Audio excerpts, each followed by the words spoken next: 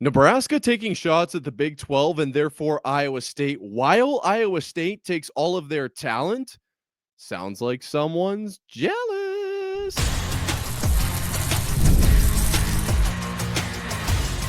You are Locked On Cyclones, your daily podcast on the Iowa State Cyclones, part of the Locked On Podcast Network. Your team every day.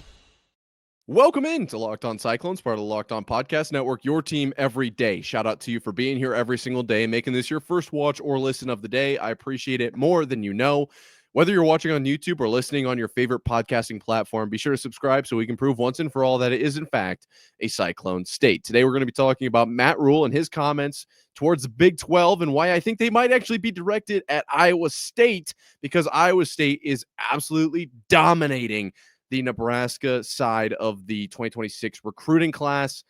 That's always going to be a fun conversation whenever Iowa State is dominating, so stick around for that. Then in the second segment, Rocco Becht.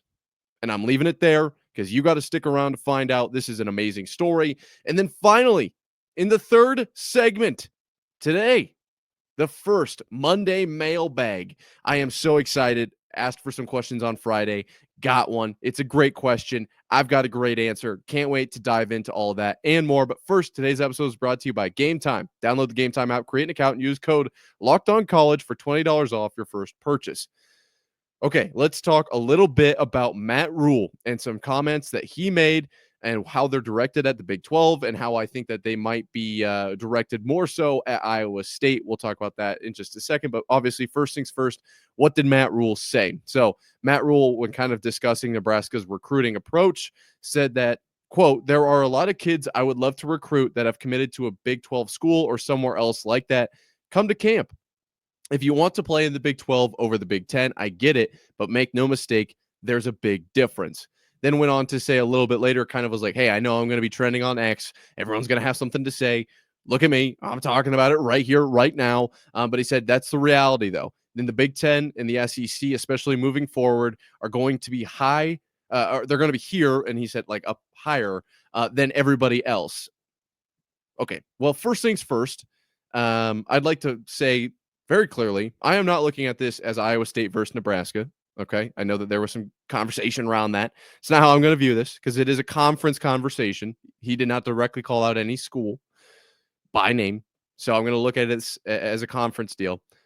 And that being said, this is something I've made very clear.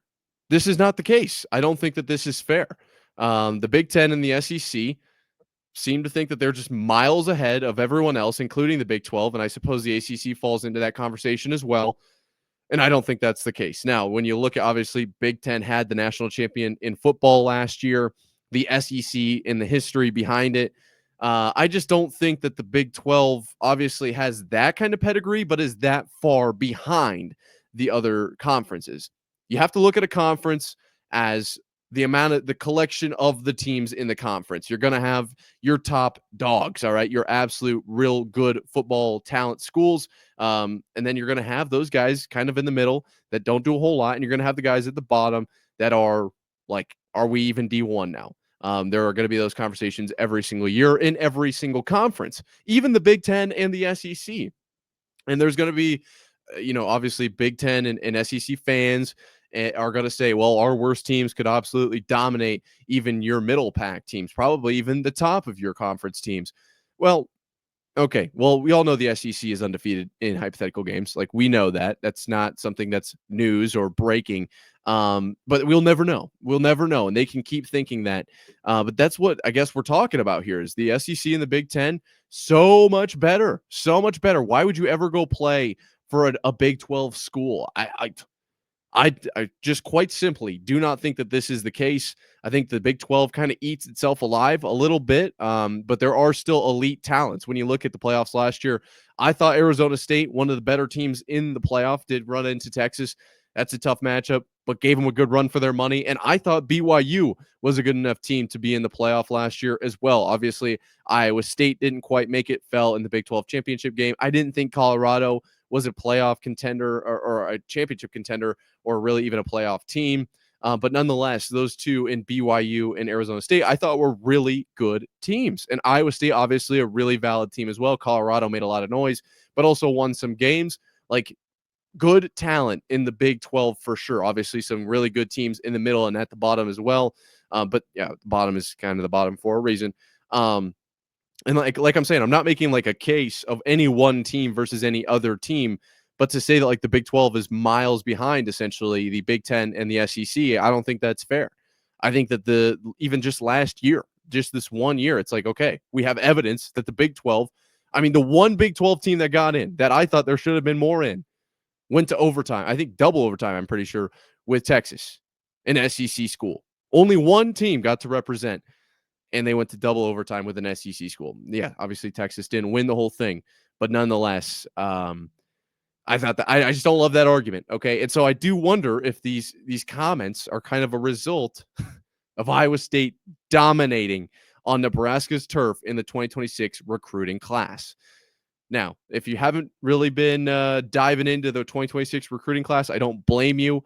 I've been kind of keeping an eye on it, but I haven't necessarily been diving in until now. Over the weekend, obviously, Jett Thomalla commits to Iowa State from Nebraska, and this is kind of when that conversation started to really turn.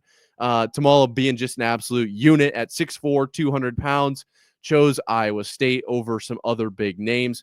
I don't see Nebraska on this list. I don't know if he was on their radar at all. I have heard conversation of, well, Nebraska didn't even want this guy. And I suppose when you have Dylan Rhule, I don't know what your recruiting strategy really looks like. I'm not getting into that. I'm not a recruiter. Okay. I'm just right here behind the mic.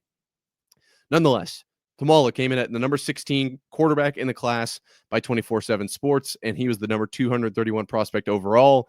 An absolute dog. Okay. I do think that this makes Iowa State better, but that's not really what we're talking about here. I think that this is more about Iowa State dominating in the territory that is Nebraska. Out of the top 9 Nebraska prospects for the 2026 class, Iowa State has gotten commitments from 6 of them.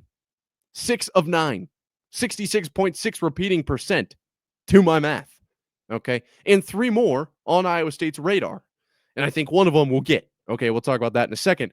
But of the commitments, okay, just to name this is not the whole Iowa State recruiting class. This is just the ones from Nebraska.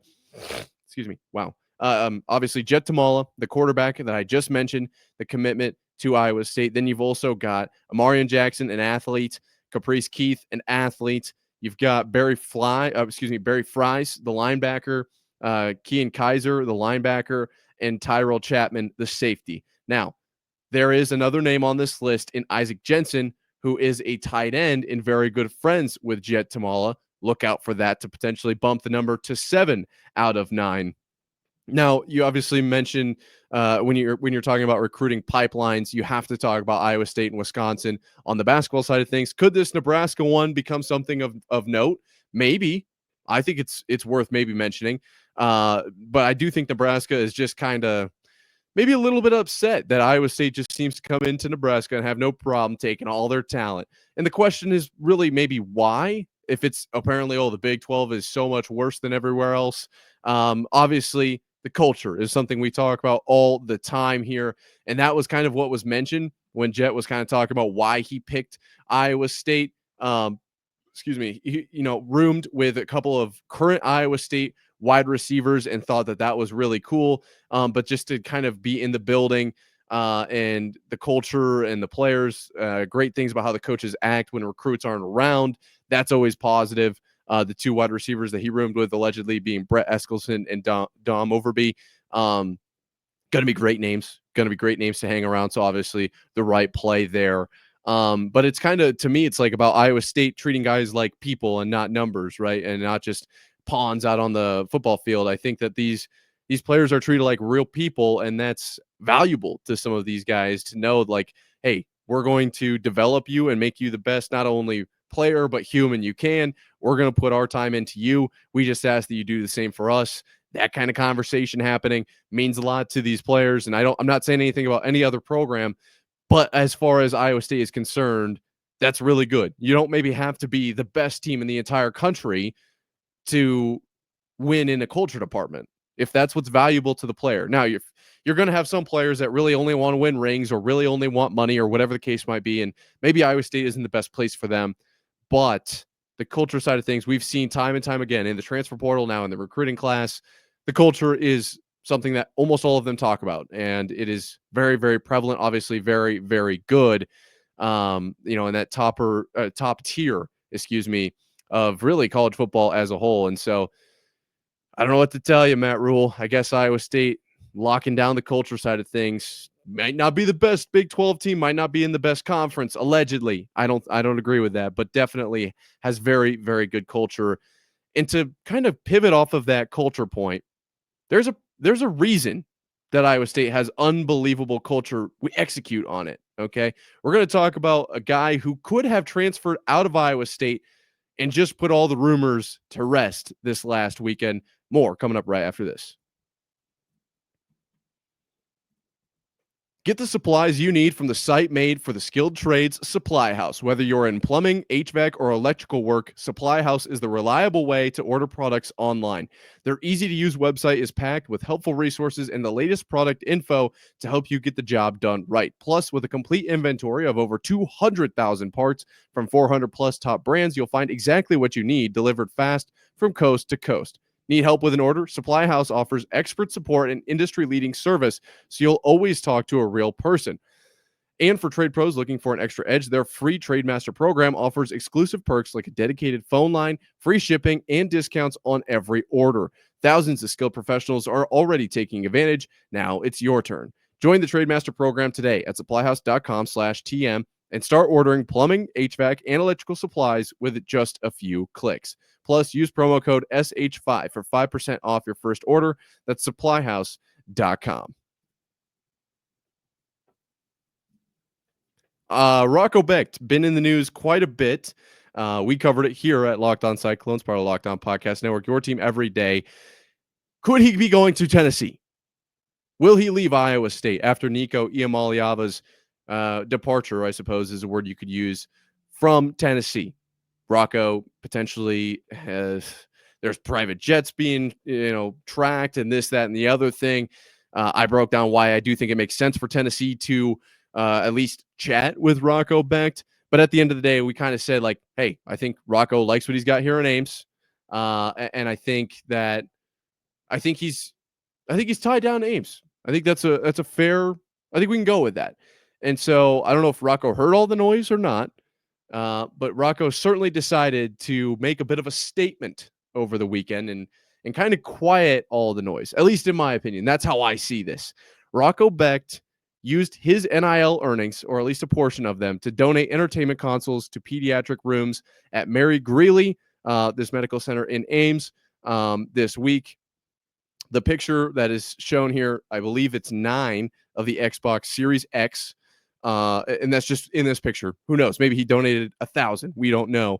It's just those kind of stacked up to about how tall he is. They probably couldn't put any more in the picture. So he probably honestly donated more, just knowing the kind of guy that Rocco is, and donating them to pediatric rooms. Obviously patients, played with a couple of the guys. And I mean, this is unbelievable. This is wonderful. First off, really, really cool move. And then also kind of, I'm not saying he made this move to show people that like that I'm doing this because I'm going to stick it around at Iowa State. He probably did this. Obviously has a history of using his NIL funds, with last year offering the free camp. And I'm not saying that was the reason, but the timing of this certainly kind of points to like, okay, everyone wants to call out whether or not I'm sticking around at Iowa State. I'll show just how much I love Ames, how much I love this community, how much I love this town, these people, these fans, whatever the case might be, with an absolute legendary gesture here. Now, I'd like to point out, first off, great fit, wearing team right across the chest, and the sweat shorts. Really nice weather here recently. Also, in the background, there's a radio flyer, little wagon. Is that how we got the Xboxes into Mary Greeley? That's amazing. I mean, that is like top tier transportation device right there. I can't remember the last time I used a wagon. I really should start doing that more. I feel like those are really, really slept on. Nonetheless, obviously, everybody was kind of talking about this as Rocco Becht was already in the news, and then makes this unbelievable I don't want to say gesture, but like just act of kindness. No one made him do this. This is not something you're forced to do. And so everyone talks about how great of a leader Rocco is, and how great he is on the field. This right here is a direct like leader, dog.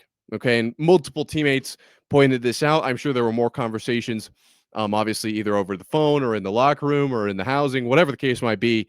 But definitely over Twitter, a lot of retweets like, later, this is our guy.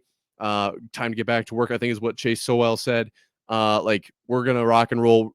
This is prime example of why it's so easy to get behind Rocco Becht. Okay. all this noise, all this noise around Tennessee and what does he do? Whether this was, I'm sure this was planned prior to the Tennessee news. Like, let's not act like this is something that you can probably just whip up and get done in like a day. Okay, this kind of had to have probably been planned out a little bit. So I'm not saying this is a immediate response. I'm not saying that, but like the timing, and he's just, yeah, we're gonna go to the medical center in Mary Greeley and probably surprise these pediatric rooms with Xboxes and play with them and hang out. And Rocco obviously made a few comments. Big thank you to Michael, who's seen in the picture that's used kind of in the press releases here, for allowing me to come in and play on the new console with him.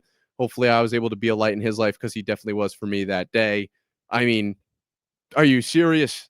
This guy just knows exactly what to say. He's so good. He's so good. He's a perfect leader, role model, whatever you want to say. So not only on the field, but off the field, so easy to get behind this guy. I do think that this puts to rest a lot of the Tennessee rumors. We also know that not Tennessee, that Rocco was offered by a lot of SEC schools immediately following last season. We never got any names or numbers or anything like that, and there was obviously conversation of maybe the spring portal, more guys move because of the whole house settlement deal, and NIL now is taking a it's wild right now, especially with like the basketball players and what they're getting. Maybe we do see some more movement. I don't think so. I think Rocco's sticking around. I think he's ready to come back. And play for this team and hopefully make a run at like a national title or at least a Big 12 championship. I do think this team is capable of doing that. And I think Rocco is 1000% bought in. I mean, this isn't something you do if you're just like, well, yeah, I'm in Ames for now. I'm probably going to leave once I can put out some more good tape and chase a few dollar signs. And it's going to be fun, Ames, but I'm not really that bought in. It's a great place to play football, but probably not where I'm going to stick around. You don't do this if that's your mindset. I think Rocco is completely tied in to Iowa State, to Ames, to this community. This is just an unbelievable move. He didn't even share this actually as well. I do want to point that out. Brent Bloom was like, hey, he's too humble to share this himself. But he made an incredible gesture and like put attention on it. And then everyone started, that was the first one I saw. Everyone starts talking about it.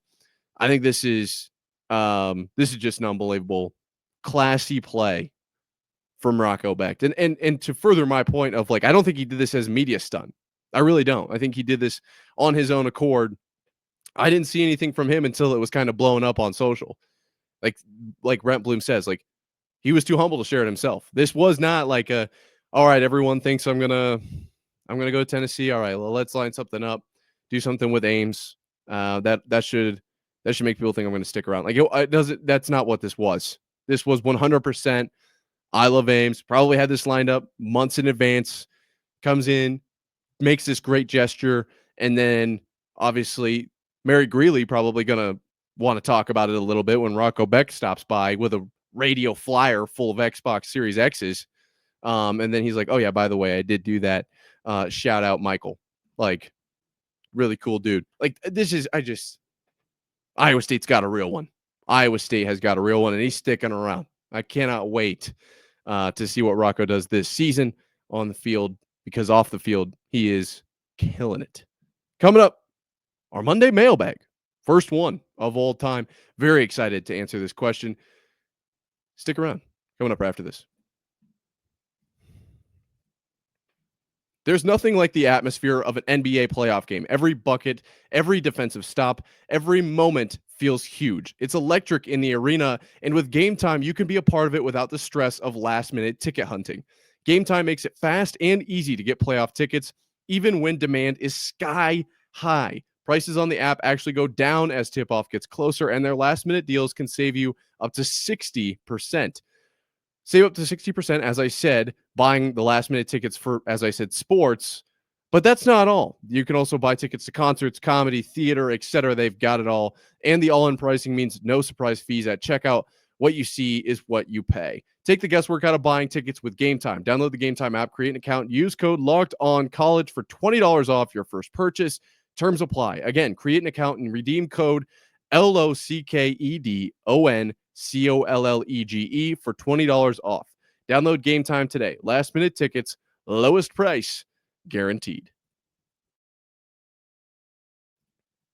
So on Friday, I put out a little bit of kind of a carrier pigeon, those messenger pigeons. I was like, hey guys, shoot me some Monday mailbag questions. And I'll answer them on Monday. I'd love to continue to do this. You can send them to me whenever. I'll remind you on Fridays, give you the whole weekend to kind of think of your best possible question. And we'll answer them on Mondays, or I guess I will. I don't see anyone else here. So it should just be me. Nonetheless, we got one. Big shout out at Greg_Wilson. Asks at Nick Morv, what do you think makes Iowa State football unique and special? What is their je ne sais quoi? Now, first thing, I do not speak French, although that probably was exactly perfect. So I just wanted to maybe clear that up because je m'appelle Nick is really the only other thing I know. I did have to look it up. Je ne sais quoi. It's kind of like the thing that can't be explained. So I feel like asking me that question and then saying, like, what can't you explain about it? I'm going to do my best. Okay, I am going to try. And this is explicitly Iowa State football in this question. Maybe I'll expand onto the university as a whole in a second.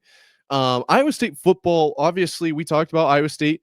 I think it's a basketball school. I think that really at the end of the day, we've seen more production from the basketball side of things, and football has taken a little bit of a back seat.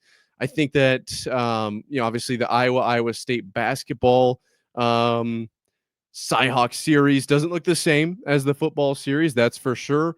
And I've seen some AI generated kind of predictions of the Cyhawk series in the future. I don't agree with them. I think Iowa State will probably win the next 100, but that's neither here nor there.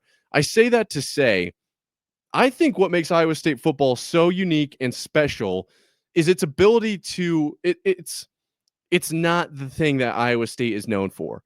And yet it is still so, it's so prevalent in Iowa State like culture, because obviously football is what it is, but it's because of its toughness. It's because of its we are not going to die kind of mentality. Like Iowa State never been super good at football, but constantly in there, constantly fighting and clawing away. And you want to make the argument of culture, like that's the easiest answer of all time. Yeah, Iowa State's culture is second to none. Okay. I think that's probably the only answer. That was the first thing that came to my mind.